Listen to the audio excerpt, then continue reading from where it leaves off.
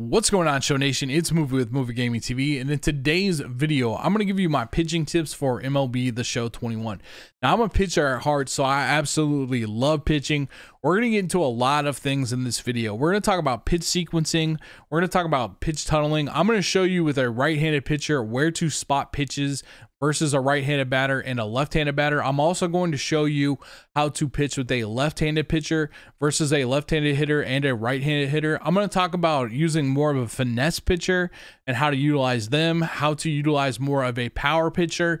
We're going to talk about all that in this video. We're going to talk about pitchers that you should avoid when you're building your Diamond Dynasty team because they won't be as good, and I'll explain why that is as well. So as far as settings goes, because we got to get into settings and get you all set up in the best way.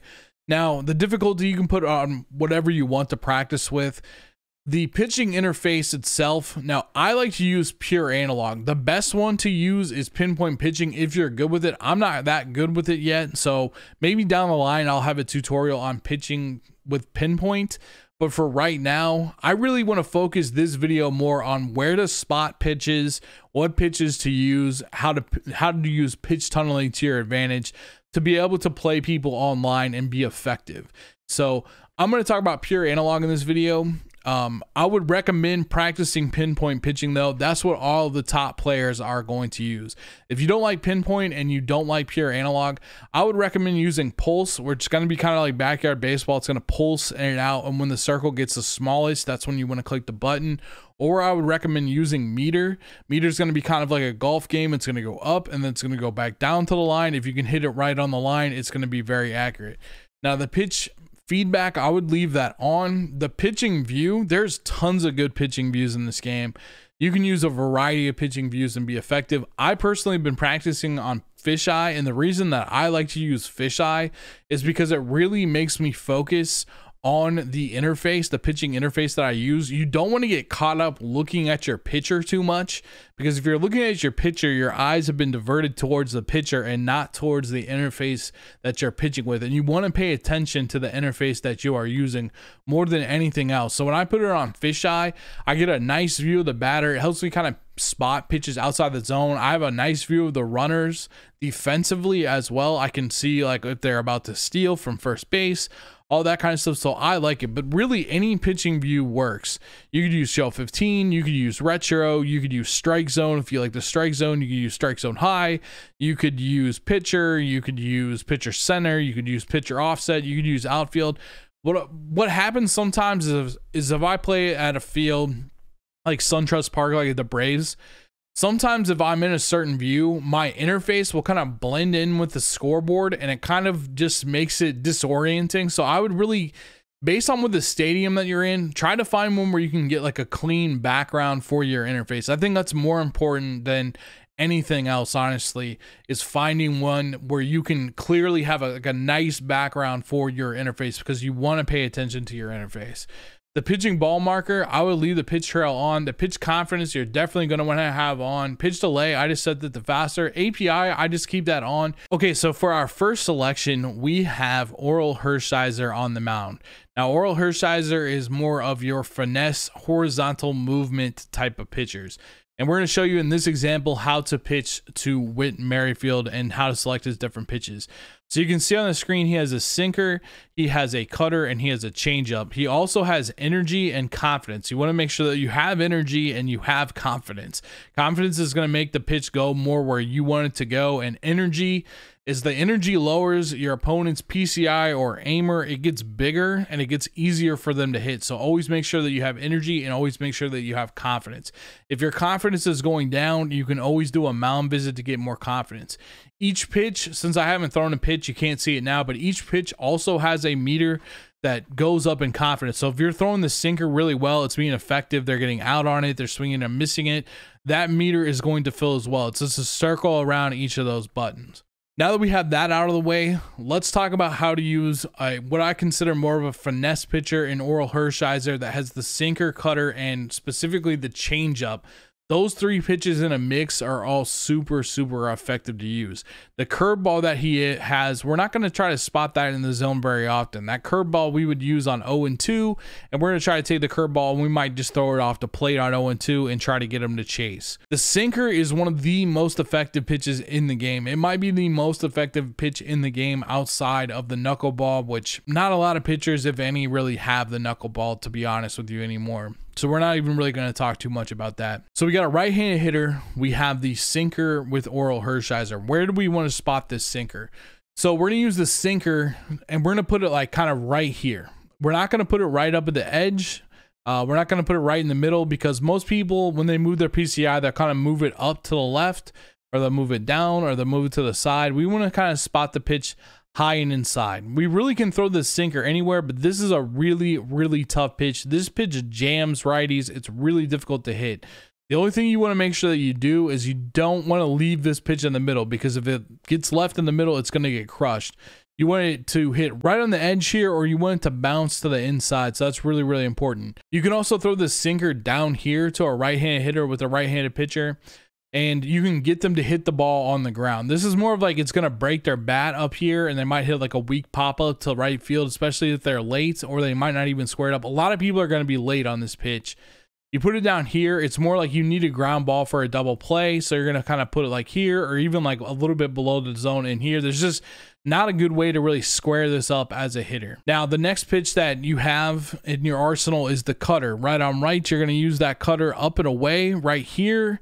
You're going to get them to roll over a lot of times on that, or we're going to spot the cutter like right here, not quite down all the way at the edge, not quite in the middle, just kind of right here on the edge. We're going to spot the cutter over there.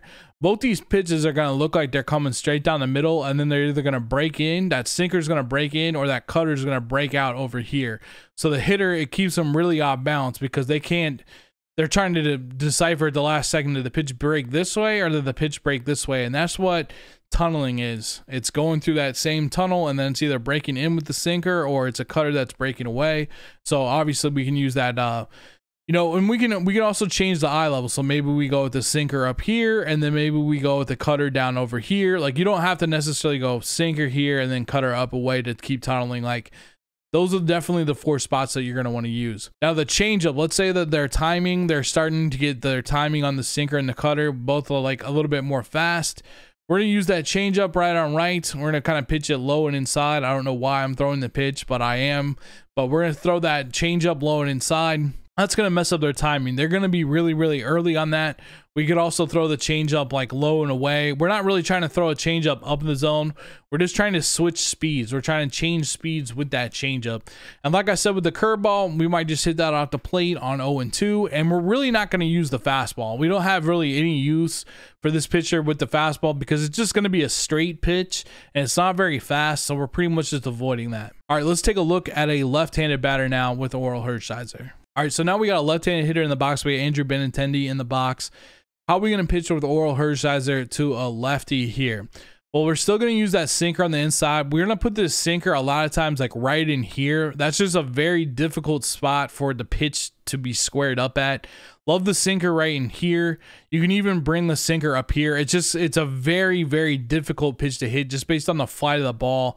Kind of going with that sinker again inside. We can put the sinker out over here as well. So if they're just like trying to take away the inside half, we can put the sinker over here. I really wouldn't throw too many sinkers down and away with the righty to a lefty. Lots of times they're going to be able to drive that pitch for whatever reason. So I would kind of avoid that. I would go like right here and right here with the sinker, and then up and away. Now the cutter, we're going to spot up and in. We're going to spot in the same 2 spots again. We're going to spot like right here. We're going to spot right here. And we might spot this cutter like in over here, because they're going to see the ball coming in. They're going to think it's going to be a strike, but it's going to be in under their hands, and they're going to miss and swing and miss on that pitch a lot, because the sinker, when we spot the sinker right here, they have to respect that it could be a sinker, and then the last second the cutter breaks in under their hands, and it just causes a lot of trouble for the hitter. You can also throw a backdoor cutter. Let's say it's 0-2. You might throw a backdoor cutter over here to get them to just freeze on this pitch. Like, it's going to look like, you know, it's going to look like the pitch is going outside, maybe a sinker or something, and then it just stays in the zone and it cuts back with the cutter. So That's how you're going to use a cutter versus the left-handed hitter. Now the changeup, again, a super effective pitch with the changeup is to just leave the changeup right here, or even like right here inside to the lefty. They're going to swing over the top of it a lot of the times, or they're going to stare at it because it's going so slow. So I really recommend throwing the changeup here to lefties. Off speed to opposite hand is also super effective. It's just one of those things where it really is. And even your curveball will be better when you hit it off the plate when you're facing a lefty than when you're facing a righty. It's just gonna be better. Just trust me on that. And again, we're going to avoid using the fastball. We're not going to use the fastball because he doesn't have a really good one. Okay, so we've switched pitchers here. Now I have Jacob deGrom. You can see he's got a 97 to a 101 mile an hour fastball. He's also got the slider and the changeup. So I'm looking for sinker, cutter, and changeup on my pitchers, or I'm looking for like a hard fastball and then either a slider or a cutter and the changeup. Now the hard fastball is going to do a lot of, the outlier fastball is going to do a lot of the same things as that sinker does. We're going to put that fastball right here. We're going to put maybe the fastball here, not so much, but we're going to really throw it high and tight to make it very tough on the reaction time. We might be able to spot the fastball out here. We can spot the fastball out here. You really can throw a fastball anywhere, but I like to throw the fastball a lot of the times inside because that's the shortest amount of time they have to react to it. In conjunction with the tunneling of that fastball, we're going to throw the slider low and away right on the corner. So it's going to look like a fastball the whole time coming out of the hand, and then it's going to break over to the corner and it'll be in that pitch tunneling. So the righty, it's going to be very difficult on them. They're going to have to speed up their bat to be on the fastball, or they're going to be way out in front of this slider over here. Changeup, we're going to go low and inside with the changeup as much as we can. We might throw that changeup on the outside as well. We're not going to try to throw the changeup up too much. I mean, you could maybe put it right here and have them super early thinking it's a fastball. And then the curveball, we're just going to bury in the dirt. You might be able to throw a curveball right on right with the power pitcher, like right here as well. If you're going to throw it right on right, throw it low and inside like that. All right, power pitcher with the lefty. A lot of times, like with the lefty, I just want to throw the fastball like up and away so that they have trouble with that. We're also going to throw that fastball up and in. We might throw that fastball low and in. Low and in is actually a very difficult spot to hit from just for whatever reason, especially like right on left. It's just a very difficult spot to hit. Again, not all the way down to the corner, just like a little bit up. Or, I mean, I should say a little bit down, and then not all the way up in the corner, just a little bit down with that fastball, up and away with that fastball. You could spot the fastball over here, but again, they're going to have a lot of time to react on this fastball over here. Just in the game, they'll have a lot of time to react. They'll probably hit that hard the other way, so be careful with that one. Now the slider, you can spot the slider right down here in that corner. In this corner, that's what I recommend. If you have two strikes, you know, and you've been hitting the corner a lot, I'd recommend putting the slider like down over here. You get a lot of swing and misses over the top with the slider, a little bit off the plate, a couple inches down past the corner. It's going to get you a lot of strikeouts throwing it down there, especially if you're ahead in the count. That's really where you want to spot this pitch. Change up with the power pitcher, same idea. We're still starting our change up low and inside.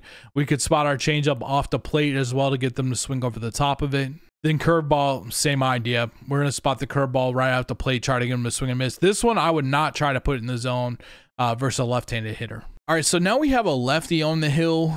We got Chapman, and we're going to go against Benintendi. So this is going to be left on left, and this is going to be a pitcher with a lot of horizontal movement.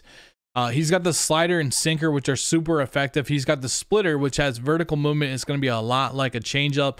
He's also got the super fast fastball. He's one of the better pitchers in MLB The Show, one of the tougher ones to hit off of.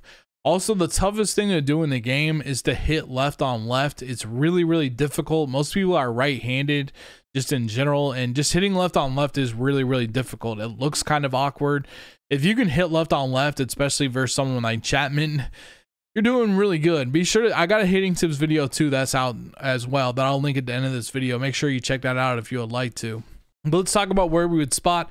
It's not that much different than the right-handed pitching. It's just everything's flip-flop now. So that sinker again that he has, we're going to spot that sinker or the fastball high and inside. We might spot the sinker down here or below the zone. It's just very, very difficult for lefties to pick up the ball on the inside, left on left versus a power pitcher. If they do try to sit on that on the inside, that's when we're going to hit them with this slider away. You might want to start off with the slider away too. You know, just keep them on their toes. Don't just always start with the sinker inside or always start with that. You know, you got this pitch that you can mix up and mix up the order as much as you possibly can. Once you get them to 2 strikes, you know, always you can always use that splitter down below to get them to strike out. Put that splitter right here, kind of use it as a changeup. And if they, you know, that sinker, it's a little bit slower than the fastball, so you can put the fastball in the same spot. I would recommend high and inside with the fastball. It's just going to make them have the least amount of time reaction wise to try to get to this pitch. So that's what I recommend a lot, and just kind of mix that pitch with the sinker. All right, so we got a right-handed hitter in Merrifield back up.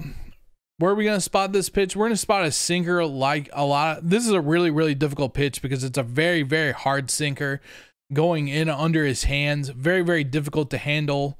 So we're going to spot that pitch there a lot. We're going to spot the slider down here, and we're also going to spot the slider down here. So it's either going to be a strike or he's going to swing over the top of it for strike 3. We can spot the fastball high and inside, or we can spot the fastball like away. So maybe if he's trying to protect too much in here, we can spot that fastball away. It's going to be tough for them to move the PCI over. And then obviously you can always throw it a high and inside fastball. It's always a good spot for it. Splitter, we're going to throw it low and inside, or we're going to throw it off the dish. All right, so now we have Billy Wagner. We're going to start off against Benintendi again. He's got the slider and the fastball. This is not probably the best version of Wagner. Usually Wagner has like a really fast fastball, a slider, and a changeup. But pretty much this is going to be the same thing with the power pitcher. And just obviously it's, you know, like we saw with DeGrom, but it's going to be a little bit different. You can see like pitching out of the stretch is great too, because you can see the line to go down and back up to the hoop. It's not that far. So that's always awesome too. But we're going to use that fastball on the inside, and then we're going to use that slider away. And those are really the 2 combo pitches that we're going to need versus Benintendi. Let's say I had a changeup. Again, we're going to put the changeup down here, or we're going to put the changeup low. We kind of want that changeup to like catch the zone to freeze them, or to have them super early. And I think at this point, after you've seen multiple of these, now you're kind of getting the idea of where you want to, like, what pitches you want to select. All right, so now we got Chris Sale on the hill. He's kind of got more of the pitch that I like. Now, Chris Sale, he doesn't really fall into either category. He doesn't have the sinker and the cutter combo, or the sinker and the slider combo, and he doesn't have the outlier fastball. But what is great about Chris Sale is he's very, very accurate, and that's really, really important. He's accurate with a lot of his pitches, and he's got a great motion and easy motion. So if they're not going to have the sinker and the cutter and the changeup, or they're not a super power pitcher with like a fastball, like a really outlier fastball and a slider and a changeup, you at least want them to be really accurate. So he's very, very accurate. We can throw that fastball high and inside. We can throw the fastball here. We can throw the fastball even out here or out here. And most of the time, what he's going to be good at is he's going to be good at staying out of the middle. If you leave pitches in the middle, that is not going to be good. You're going to get hit all over the yard. So make sure you avoid leaving pitches in the middle as much as possible. So to a righty, we can use that high and inside fastball. We can use a low and inside fastball. We can throw it up and away. I wouldn't throw it too much over here. Then we can also use that slider again on the corner down here, maybe a little bit inside over here, maybe a little bit down here with like 2 strikes to get them to swing over it. Even if it's like 1-on-1, you just feel like they're going to chase. You can, if you just want to throw that chase pitch, throw it over here. Change up again. We're going to spot it right here. We're going to spot it off the plate. All right, so now I've selected Walter Johnson. He's got a 4-seam, a curveball, which is not very effective because it's very difficult to throw the curveball in the zone for strikes. He's got a fast fastball, but there's no slider, there's no cutter, there's no horizontal movement, and we want a lot of horizontal movement. Another reason I selected Walter Johnson for this tutorial, and a reason I don't like him, is while he throws really fast, he's got a really, really long motion. So I got to go all the way down and wait a few seconds. And the longer I have to pull down on the right stick, the more likely it's going to be that I'm going to be not very accurate. It's just, you want that distance between the line and the hoop to be as short as possible. So he's got a really, really long windup. I got to pull down on the right stick for a really long time. Then I had to push up a great distance. You want to minimize that distance that you have to push up. So now I have selected Mike Scott. I'm not a big fan of using Mike Scott in this game. So you can see these pitches are in order. His best pitch, Mike Scott, was always a splitter. It was really super effective for him when he pitched in real life. But in this game, it's just not that great. So the pitches go in order. So his worst pitch is his curveball. Now, he's got the splitter, the four seam, and the slider, but he doesn't have enough giddy up on his fastball. And you might be saying to yourself, like, Chris Sale kind of has the same set. Well, Chris Sale's fastball is pretty fast, and he's also really accurate. So this is an example of a pitcher that just really doesn't have any strengths. You really can't put together good combos with him. So it's not really a good pitcher to use. So the last thing that I want to show you with analog pitching is how to pitch more effectively when you just being more accurate with analog pitching. So you can see the yellow line. You want to pull down on the right stick, hit the yellow line, and send it up to that hoop. You notice if I spot the pitch over on this side, the hoop moves to that side. If I spot the pitch over on this side, the hoop moves to that side. Now, one of the things about analog pitching is you don't have to move it. Let's say it's over here, the hoop's over here. I don't have to move it, the right stick, straight down and back over to the hoop. I can actually take an angle. Think like Golden Tee, the Golden Tee game with like a cursor ball. Okay, so what I can do is I can move the right stick down this direction and then back up. I back up this direction when it's on this side. And when it's on this side, I can move the right stick down this direction and back up to this side to hit the hoop. So you don't have to pull straight down and then go over. You can kind of go to the sides. So your thumb placement on the right stick is really important as well. You kind of want to use the edge of your thumb. So let's say I'm pushing down to the left and up to the right to hit the hoop here. So I'm going to kind of put the edge of my thumb on the left side of the right stick. And so that's going to force me to kind of stay in that zone that I need to push up to the left and up to the right. If you grab the right stick in the center every time, that's going to kind of mess you up as well. So if I have to push the stick here up to the left, I'm going to kind of put the edge of my thumb on the right side of the right stick, pull down to the right, push up to the left, and hit the spot the best that I can. And if it's in the center where I need to throw it, I'm going to put the edge of my thumb on the bottom of the right stick, push down, and then push straight back up as best as I can. So I hope this pitching tutorial helps you out. If you have any questions, just leave your questions down in the comment section below. I will try to answer them the best that I can. Thank you so much for watching, and I will see you in the next video. Be sure to check out the hitting tips video if you would like to as well. We go in depth on hitting in this game as well. And have a great day and enjoy MLB The Show 21.